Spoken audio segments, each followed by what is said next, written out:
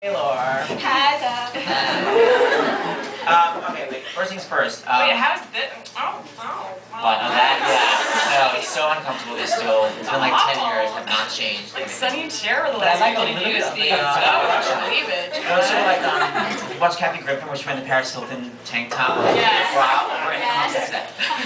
Okay, so just background stories. You know, by the way, why are totally different levels of mics? So I'm on like Sirius XM, and like I was talking about this Don't Come From Argentina at 6s and 7s with you. You know that. So I'm like, I don't know what the hell that means. So I look at this crazy phone call. I'm going out to the subway. It's like, hi, I'm a friend of Sam Pancakes. This guy that I know from LA, and I heard you talk about 6s and 7s, and I know what it means because my sister was the No, one. it's way worse. Can I interrupt you already? It's way worse than this. First of all, it's I would say 50% because of you that I came to do this crazy job on Broadway, because I was so obsessed with you and the show, and it just got me thinking about music again, and so I became like a super fan. And to ask this question on the radio, and I was like, I think I know. And so I call anyone I could think of who knows you, and they were like, well, we can get you his phone number. I am the most shy person. I don't go up to anybody ever. But here I am, totally like, not even drunk dialing, just totally cold calling Seth, and it was, you were like getting on an elevator or something, you were like, hello? Wait, then an elevator. Because it was classic, because she had to keep calling back. It was always the most inconvenient, like, we're going to take out your appendix. Hello? Like, it was always like, but the reason to say she was, like, hi. I didn't want to be like, well, whatever, I just didn't want to be like, I just said I'm a friend of a friend, and then I got so nervous. And I was so unable, I was like, and I'm just a really big fan, and like I couldn't even breathe, and I kept getting cut off, and I was like, well, now I have to tell him, what the thing is, and then finally I told you, and you were like, oh, thanks, I gotta get on the subway, bye. I mean, you were nicer than that. But not really, because by that time you're like, look, crazy lady, like, just, hey, I don't even know who you are, and your answer isn't that gratifying. It's more like it was my 80th time when she was Don't Come From Argentina. I'm like, I have nothing fucking to say. I'll just make up some boring question I have. So I'm like, I know the answer. You're here. So it's a little bit of that. My sister's British, and they know everything. Okay, so why don't we explain? I thought it was, you know, I'm dressed up to the 9s at 6s and 7s with you. Like, I'm at the 9s, but you're at the lower level, 6s and 7s. It does not mean that. Explain what it means. It just means at odds. It's from Shakespeare, and that was really as far as I could get. It's an expression that means things are not lining up. You're at 6s and 7s, but I'm sure there's a way deeper explanation that one of you might know. My bangles are irritating, man. I'm gonna take them off. They're loud and annoying.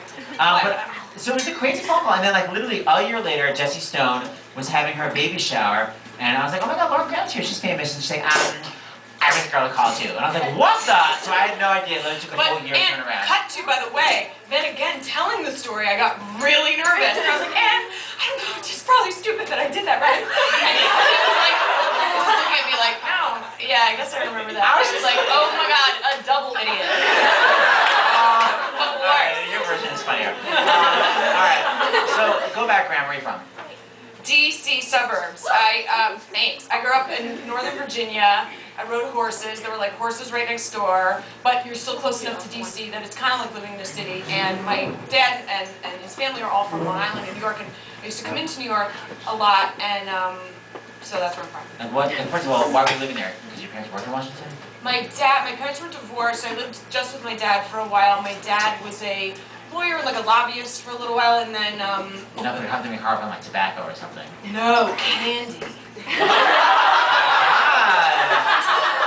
So yeah, now he's the president of the trade association that represents candy and chocolate. It can't hurt you.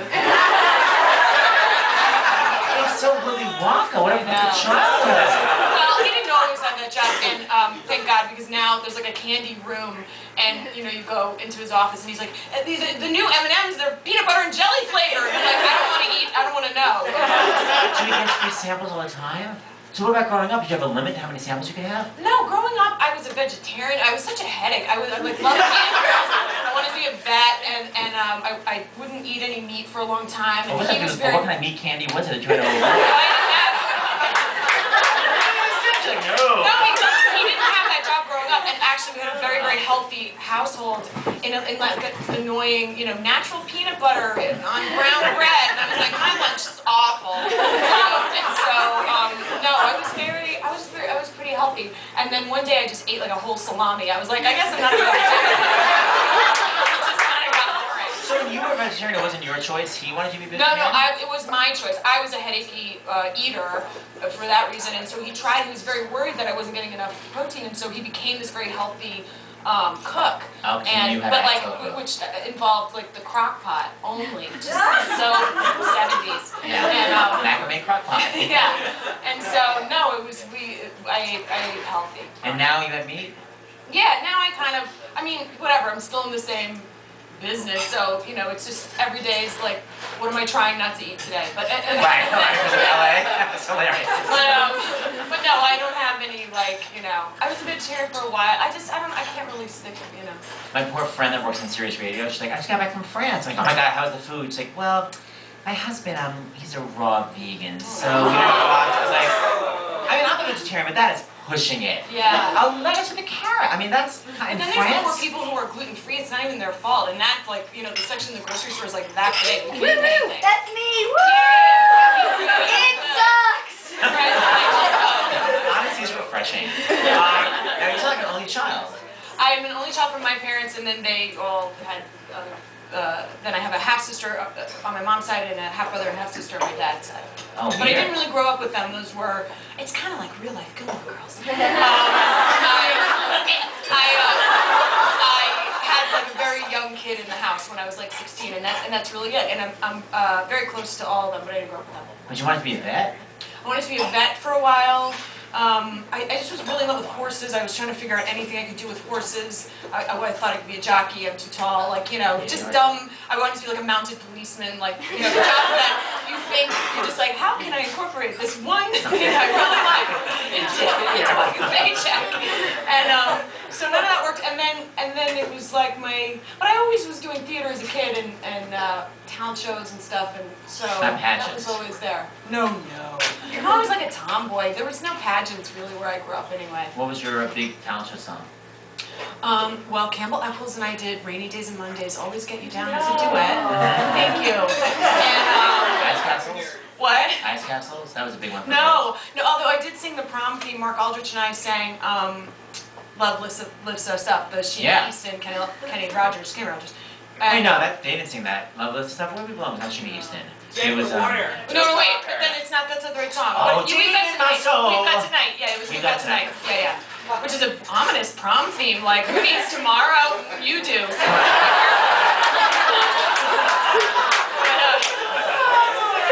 But my big thing that I really remember the first time I really got, response was, do you remember, there was a commercial for margarine that was like Mother Nature, and, it was like, no, it's not nice to fool Mother Nature.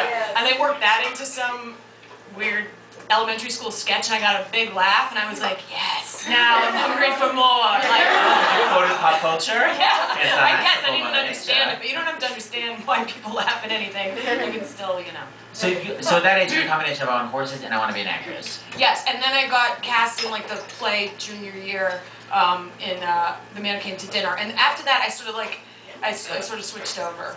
Now, were you going to see Broadway shows when you were in New York, when you visited New York? Yeah, and my father took me to everything that came through the Kennedy Center Arena stage, and those are wonderful theaters. And so we saw, and then because my mom lived in London, which is a whole other thing, but so we go to London, we see theater in London.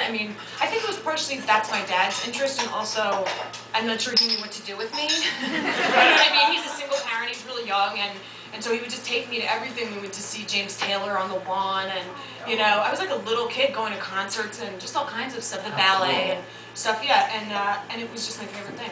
So what was your Broadway show? Annie.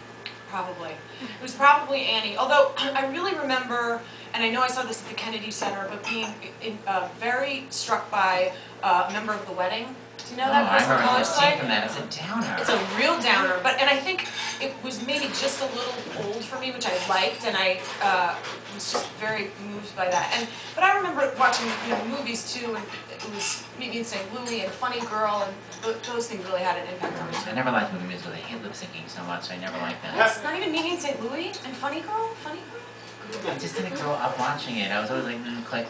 I like horror movies. I would like tape it off. I liked horror movies too. You would tape it off with the tape recorder? Yeah, with the red Radio Shack tape recorder. Yeah, me too. I don't know tape recorder on TV because VCRs are too expensive. Yeah.